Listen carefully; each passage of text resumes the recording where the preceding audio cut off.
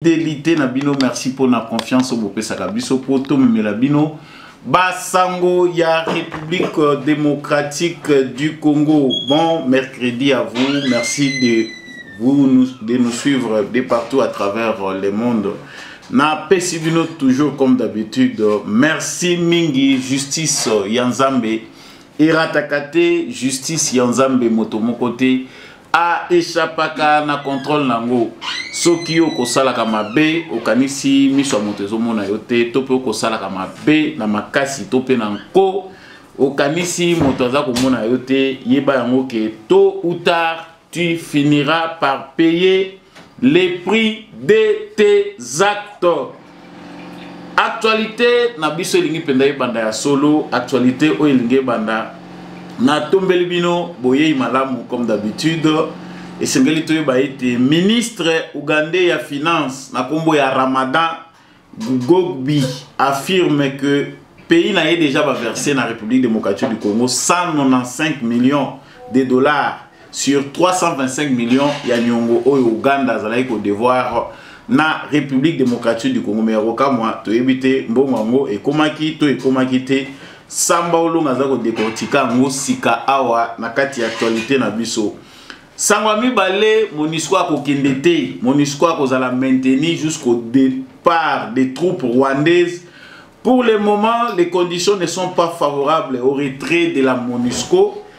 Wana ezali maloba ya ministre congolaise ministre na biso congolaise et affaires étrangères maman Thérèse Kaikwamba ya talisi penda que MONUSCO a kokendete beza prêté ba conditions ezali prêté ba FARDC bazali ko CCT ko zwa bibundeli de l'autre côté biso tozole la kanyaba yonga bibundeli zo continuer ko ya na FARDC ba avion de chasse ba drone ezali ko zala ebele pona ko saila nini Samba Olonga za kolobelango nakati ya émission oyo tokolobela pe courage abande kona biso ba wazalendo oyo bazana butembo bazali ko sensibiliser jeunesse nyonso pona ko se mobiliser pour mettre terme na agression ya Rwanda. Il faut que l'on na ba mouvement citoyen, que l'on na ba association inutile, ko rejoindre armée congolaise topé ba wazalendo pona ko défendre patrie. Parenthèse munene tokolobela wa maître Gims coup de chapeau n'artiste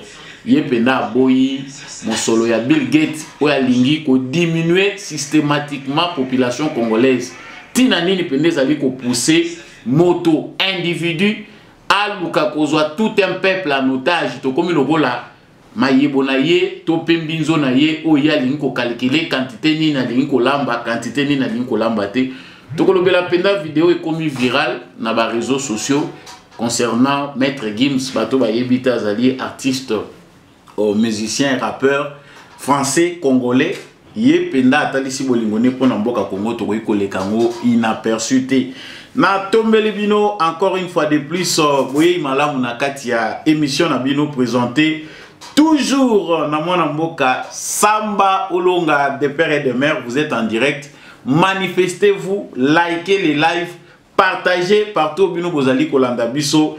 Botali sapenda ke ya solo bozana bolinga Congo, ya solo pe bolinga actualité ya mwana mboka. Il faut liker ezala ebele, il faut partage ezala vraiment ebele. Basango na biso elingi penda ebanda. Tika commentaire pe depuis wapi ozali wazalendo, oza FARDC na motema, depuis wapi à travers République démocratique du Congo. Nauta ekoloba wa ki ministre ougandais ya finance na kombo ya Ramadan ba kombo mpeza ba GG na ebita zaki mungwandi to pa za ndenge nini bandeko bangwandi na pesi bino mbote komone Gugogbi azali ko affirmer que pays na ye basi ba futi nyungu 195 millions na RDC. Ça dit que ce Ougandais fallait pas devoir bisombo ebele. Gouvernement congolais a décidé que arrangement est de manière diplomatique et à l'amiable. Nasuka na ndenge cour pénal international et kataki dossier wana tusuka ki na somme moko ya 325 millions de dollars.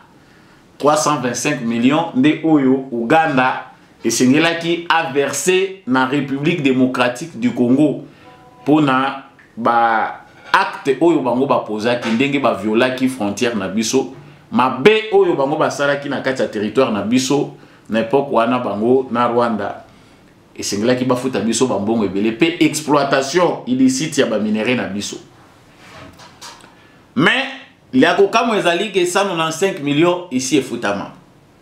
Donc le gouvernement congolais ezali sous Nicolas Kazadi, ministre des Finances, nde basi banque ça qui déjà mbongo 195 millions. Ba internaute baza komituna, est-ce que traçabilité ezali, est-ce qu'on peut dire clairement na ba congolais les 300 sur les 325 millions, 195 millions ekotaki yaki.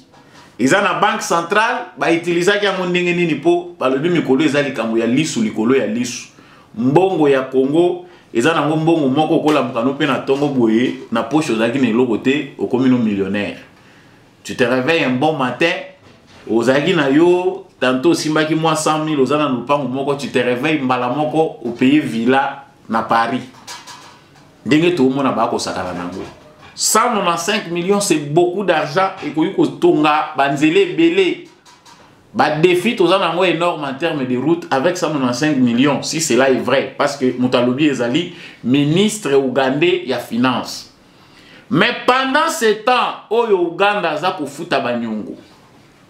L'Ouganda ne cesse de violer les territoires congolais. Parce que koto yo, bazo fouta banyongo, ya ndenge nini. Viola qui territoire congolais, bango, bayaka kobunda sur le sol congolais, ils ont causé des préjudices. Boyo Kania Félix et Tshisekedi des alaki que préjudice au bango ba causé, to réglé na bango à l'amiable, tout ça qui na 325 millions. Mais pendant que bazo futa, parce que dossier on a senga vigilance citoyenne, ba congolais, to fongola misu, les ministres congolais, les parlements congolais, la primature, l'exécutif. Ils ont la nécessité que les Congolais font la mise sur ce qui était au monde de l'autre côté. Mouyibio, ils ont Congo, ils ont les Congolais. Azana sous peuple, moi ya cause la te que bakoya ko servir yo na plateau. O cause la te ko kufa, o ko lia nombo wa Congo te. Les Ougandais continuent à nous agresser. Sur les sols congolais, il y a encore la présence des militaires ougandais. Bien que Patrick Mouyaya, la diplomatie à gouvernement, na Bango, ils sont incapables de le dire à haute voix, clairement que Tozali agressé et par le Rwanda et par l'Ouganda, Bazali Kokota sur notre sol, Bazolo Bangoti. Balobi non, tout ce que nous exigeons de la part du gouvernement ougandais, c'est des éclaircissements. Diplomatie au air moko ko suki samutuma, omoni penda mutu atomboki. C'est vrai. Ce que na Congo muta piqué crise pour na makambo Congo est vrai. Les Nations Unies, les conseils de sécurité des Nations Unies sur base d'un rapport ba monisi clairement que Ouganda azali pe na ba militaire na ye na simaya M23 présence na bango et koki kozala niete. Notre porte-parole du gouvernement Ali Mounoko na plateau à TV5 Monde pour dire que oui, même si cette présence-là est là, maintenant nous devons éviter ceux qui bazaba militaires rebellés derrière les M23. Pour ça, nous voulons des éclaircissements. Oui, nous devons comprendre qu'il y a la stratégie.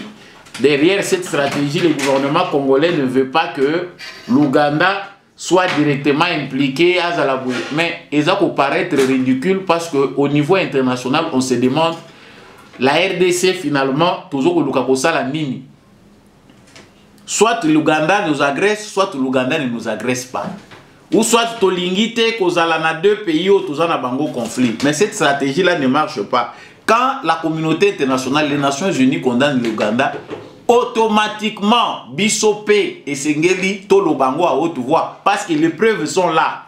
Bissoso, tous en a moyen, il y a pour réunir ma preuve, mais si ba aider Bisso, Bango, ou va travailler dans le pays, ba aider Bisso pour que les preuves soient visibles. Normalement, ils abourdent. Dans le pays où la population est mature, on devait exiger la démission de Patrick Mouyaya. L'OBA attaque calmement en diplomatie que oui, nous avons des preuves sur base de confirmation des experts des Nations Unies que l'Ouganda aussi est impliqué, nous réfléchissons dessus pour agir.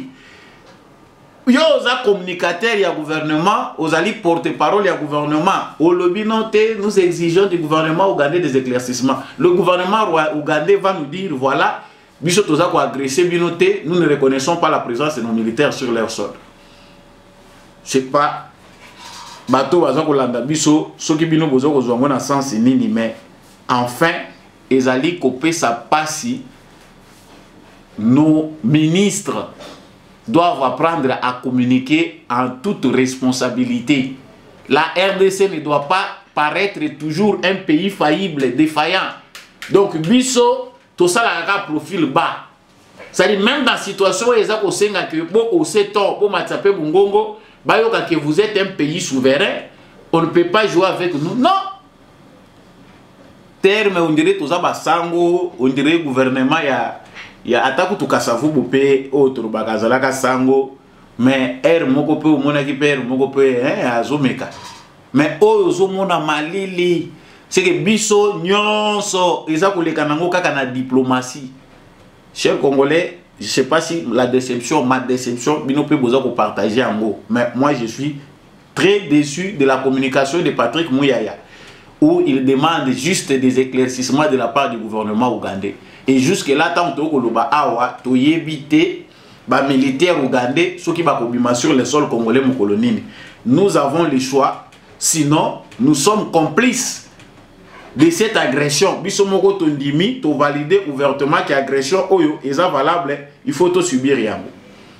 De l'autre côté, la ministre des Affaires étrangères, toujours dans la politique du gouvernement, Tolobaka qui MONUSCO est un business. ONU est un business.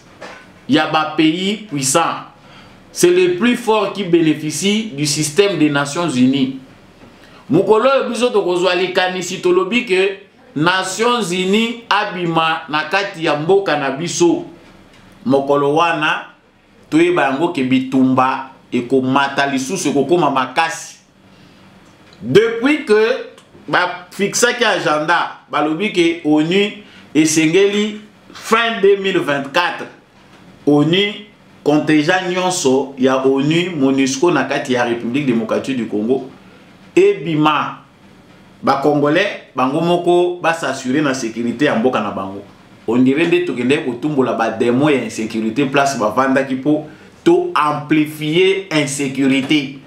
Na lobango pona batu balanda nga na mission belé na lobby, la majorité des agents de la MONUSCO ba fonctionnaires à Nations Unies bazali prêt à kokende chômage té.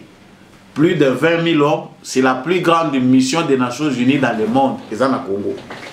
Mais tant que babandi retrait à Defalamuki, Mobondo Lamuki, Kodeko Lamuki, M23 Telemi, na ebishio, c'est comme si Tshisekedi akenda ende kotumbo la bango place balalaki pour que maintenant va se déclencher. On a ici l'illustration. Toza awa un exemple ko laksabiso penda clairement que les conflits, problèmes qui se passent dans le Congo, ils ont un complot international. L'insécurité est entretenue par la communauté internationale, par les Occidentaux. Bah, pays, les États-Unis, France, le Royaume-Uni, on en passe. Ce sont des pays qui entretiennent l'insécurité parce qu'ils ont un business dans Bango. Il ne s'agit pas d'une guerre au Congo, mais d'un pillage bien planifié, bien organisé. Il n'y a pas de guerre. Nous sommes pillés. Nabato Oyo. Lelo Oyo, ministre des Affaires étrangères, à finir par s'incliner. La MONUSCO sera maintenue jusqu'au départ des troupes rwandaises. Pour le moment, les conditions ne sont pas favorables au retrait de la MONUSCO. Et là, ici que, pour ce que l'a dit Patrick Mouya, a déjà signé à faiblesse. En tout cas, à un moment, il faut reconnaître que place telle, tout le monde qui est awa, tout le monde qui est tout ça, pour le banding. Et c'était prévisible que MONUSCO bazana intention ya kolinga ko quitter sol congolais. Tobengi ça y assez EAC Monisco lingi bango na sima. Oh, tozali ko travailler ensemble pour que tout ramener paix. Mais bino boyaki na mission moko esali plus de 20 ans vous avez joué. Ba continuer ko sakisaka bino kaka. Ba opération nyonso FARDC amenakana Monisco ezala kaka échec. Et ko banda bien au moni Monisco aide ya Monisco ba avion Monisco ezo aider biso yeba ngoke au finish nous aurons des problèmes.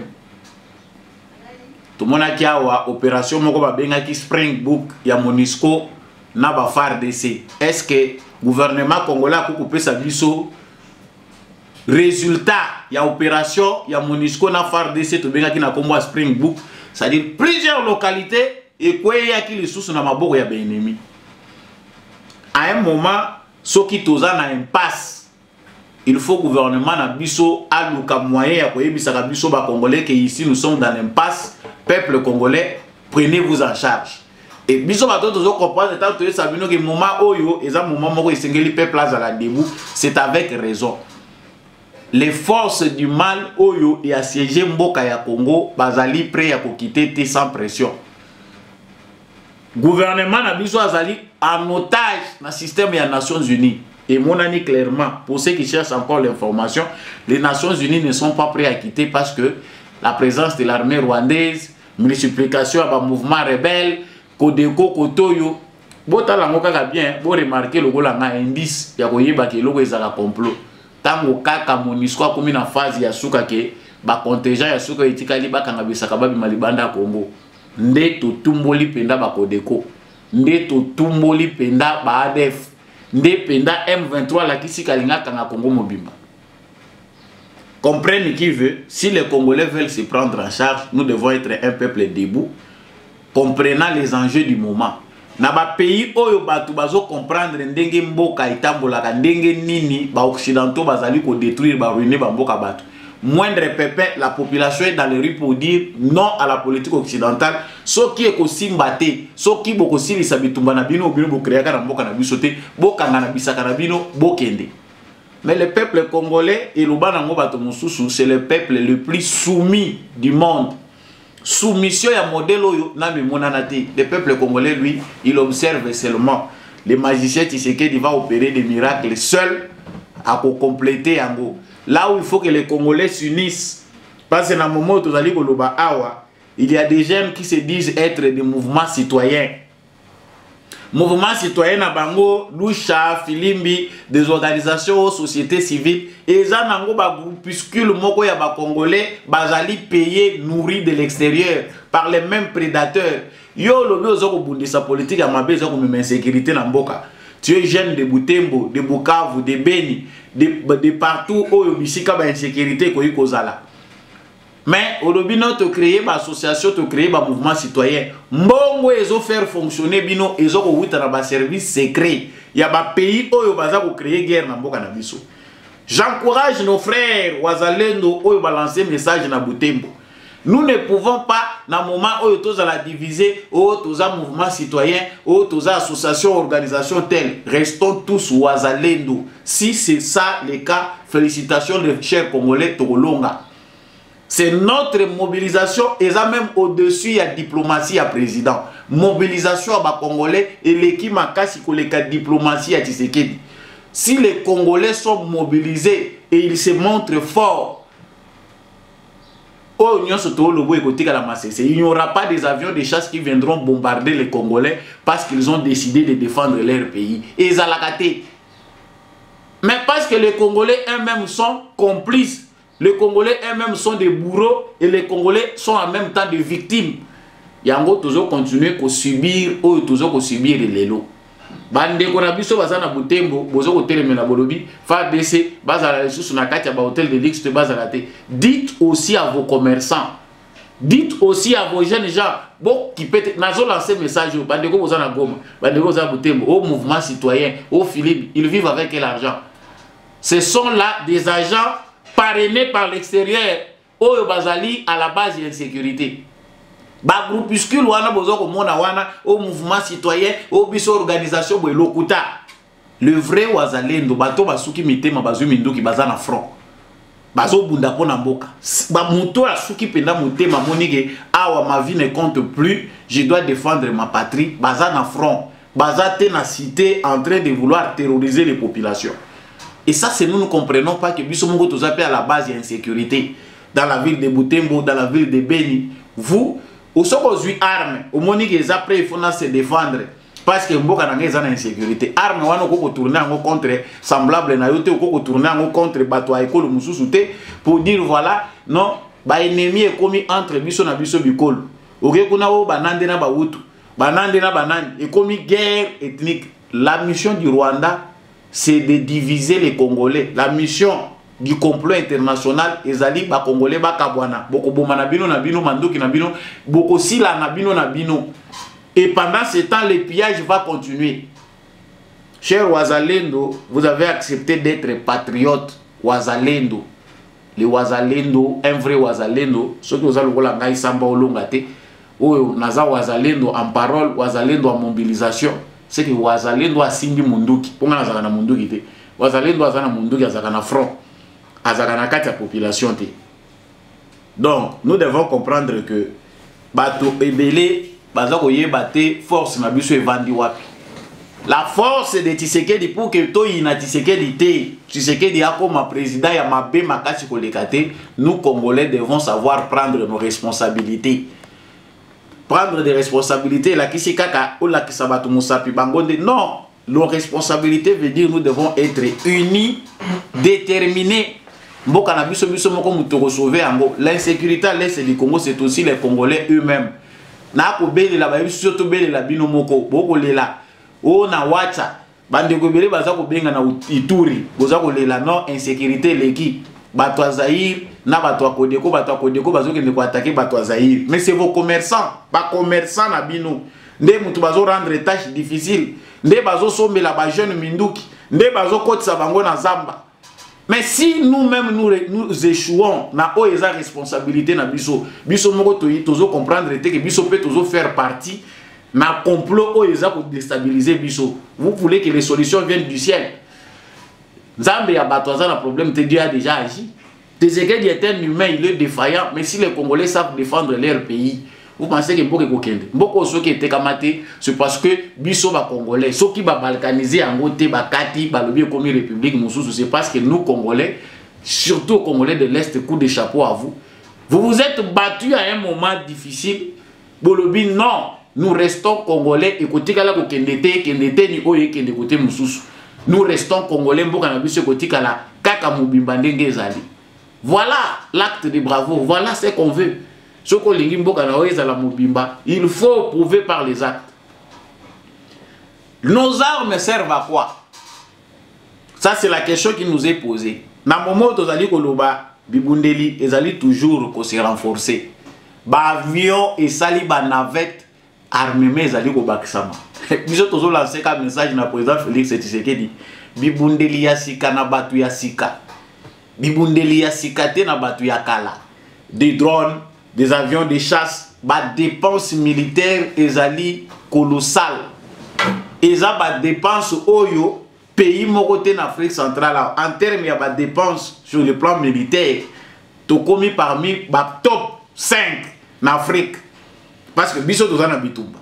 Mais nos armes c'est pour armer les commerçants militaires ou les ennemis oyo baza ko se cacher na kati armée na biso. Ça, nous ne pouvons pas faire ça. Bibundeli ya sikatan tozo zao basuko yibakisami banini. Bande kolangata tozo loba eza ba fable té. Biso makamuto lobaka. Nous évitons peut-être d'étaler certaines sources, nous disons vrai. Sur le plan logistique, ce qui est en train de se passer maintenant, ezali masekité. Et logiquement par là, je dis, laissons les bénéfices du stratège. Doute, il y a côté que la Tshisekedi en tant que stratège à la Kisabiso Ndingeni n'a pas atterrir en douceur. Mais logistique au Congo a zanango le Rwanda zanango. Celle logistique au etikali awa o biso tozanango tozoko ka s'équiper nango tezawa. Ezape na motema. Bolingo ya Congo na boanya na mayeli. Parce que les Congolais ne sont pas organisés, ils pensent que la guerre est à le président lui, il est fou na Minduki. makamwa minduki ali kolekisa lusu de suite bisika minduki te minduki euta Asie euta wapi esika nyonso ba armes sophistiquées ça il faut tous équiper nango. Guerre paix et c'est une dimension mususi. La guerre a pris une autre dimension parce que na stade autocomi ba Rwandais peut comprendre que il faut tout engager intelligence. L'intelligence au bango ba engager ba komi pe na système à brouillage. Boka qui dernièrement information moko circuler ba lobi non. Voilà ba avion na biso ko atterrir dans certains endroits.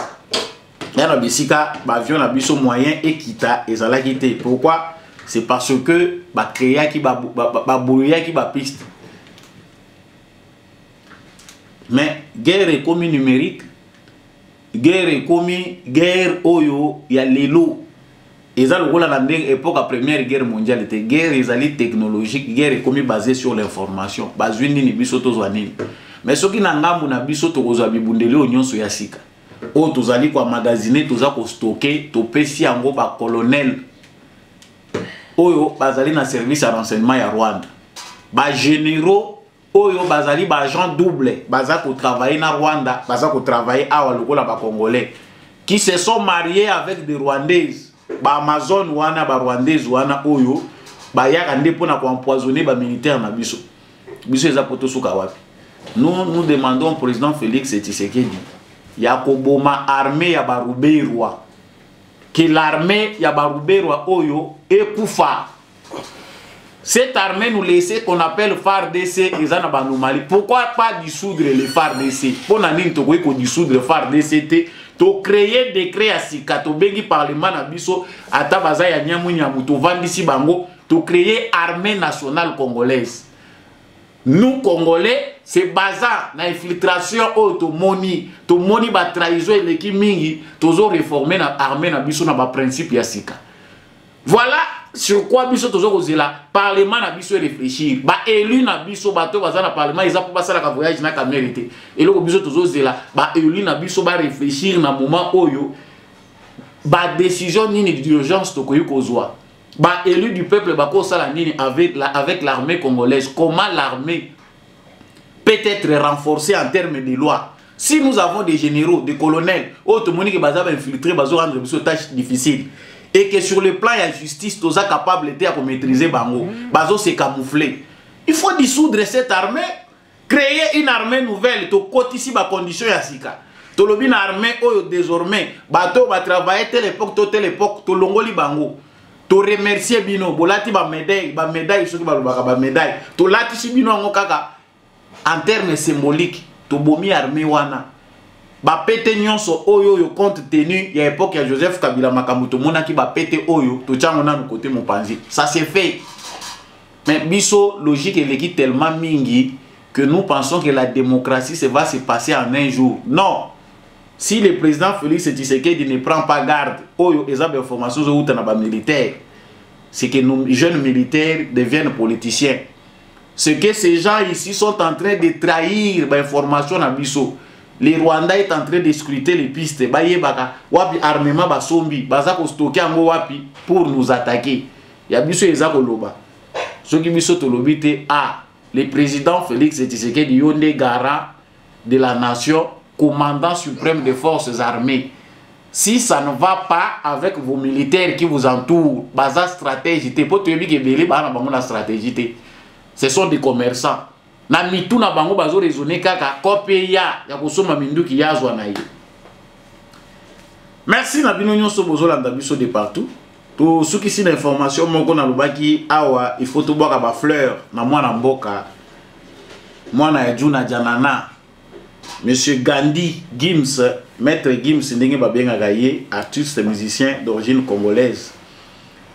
Aboyi mbongo ya Bill Gates vidéo wana et faire couler nga balarme si on a un sens de patriotisme oko kozala na lokoso mbongo te pour sacrifier mboka na yo. Likez s'il vous plaît, likez bo tikaka ba live bo kendaka bo likez soko za en direct. Gims azali ko raconter na journaliste moko lolenge nini complot eza munene bazo ko linga ko exterminer population congolaise. Biloko eza po efongola biso miso.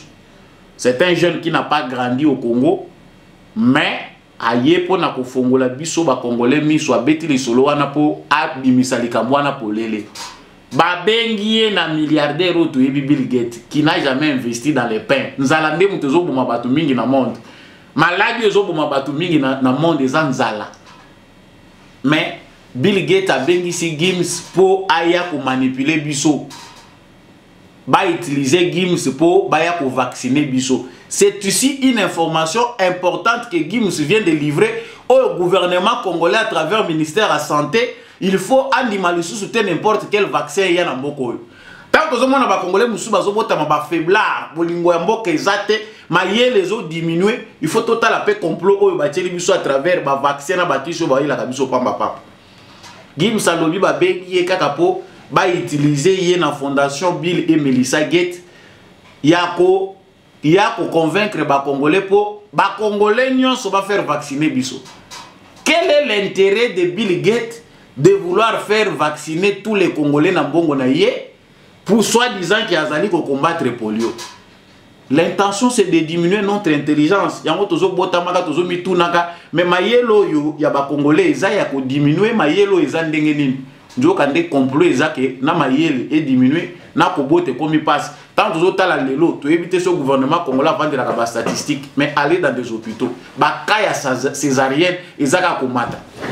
Ba jeune komika ba balani problème ko bota mabota ezali problème.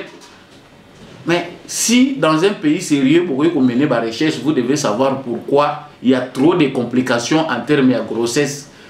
Bah stérile, bah comme belé, alors qu'il y a bamboka na biso na Afrique, bah stérilité, ils ont ils ont l'intention, bah yebi que complot na bango ezani, complot na bango bah yebi que sur le plan mondial, Afrique, azoko linga ko se multiplier, les Noirs, l'Afrique, bah zo linga ba comme belé makasi. Soki kaka tozui supériorité wana tomati makasi population comme likolo. En tout cas la logique veut aussi que bato bazo comme belé ba ko finir peut par ko dominer et ça force monnaie. Alors il faut faire comment? Il faut tout stériliser bango. Ko rendre basi na biso stérile. Basi ba koma na ba complication ko bota to pe bato ba bota kate yo mutu. Okoma nzambe mukolondini po yo o diminuer mabota ya bato. Yo ola kisabatu ndenge nini ba ko bota biso tozana mboka oyo lelo so to lobi tozo population congolaise to multiplier mo fois 2 espace ko zala kaka tozala kola na Nigeria te tozala kola na Chine te même en Chine il y a encore de l'espace mais baza plus d'1 milliard. Mais comment ce monsieur là peut avoir l'intention de nous amener des vaccins pour na ko affaiblir biso? Comprenez que le complot est très grand. Mundele ba occidentaux pour na bango soki ko senga ke biso nyonso ba bombarder biso pour bazo ba richesse, ils le feront. Objectif na bango bazo ko taleza sous-sol, domination. Nous ne servons à rien. Ceux qui bazo tala bino ba mona bino ka batu mais ça ne sert à rien. Chers Congolais, réveillez-vous. Maître Gims a réveillé et notre gouvernement et nous les Congolais. Tout vaccin n'est pas vaccin. Makambo Covid to moni anga wandingi tiki batu bele ba handicapé. Nous n'avons pas encore de laboratoire pour nous en détail quels sont les vaccins et ça, le gouvernement congolais doit être sérieux en termes de recherche basé sur la médecine pour nous qui sont ces gens-là bazali vaccin, quelles sont leurs intentions. C'est ce que dit Bill Gates a investi en agriculture.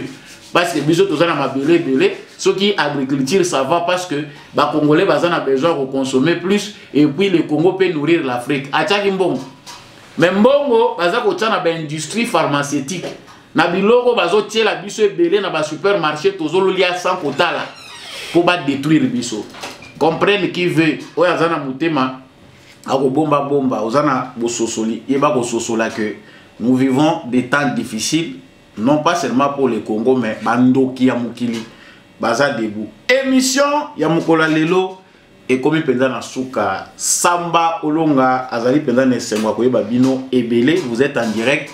Ne quittez pas ce live sans liker. Likez Penda, likez, partagez les lives. Merci d'avoir suivi de partout, Luanda, Kinshasa, Gabon, Bozalaki na Cameroun, Bozan Afrique du Sud, Bozan na Canada. Vous êtes aux États-Unis, vous êtes à Goma, à Bukavu, vous nous avez suivis de partout. L'important, c'est l'amour du Congo. L'important, c'est l'unité. Vous voulez m'écrire sur WhatsApp, c'est le plus 243 82 349 65 26. Wazalendo na motema, FARDC na motema, tokutani prochainement na émission Moussous.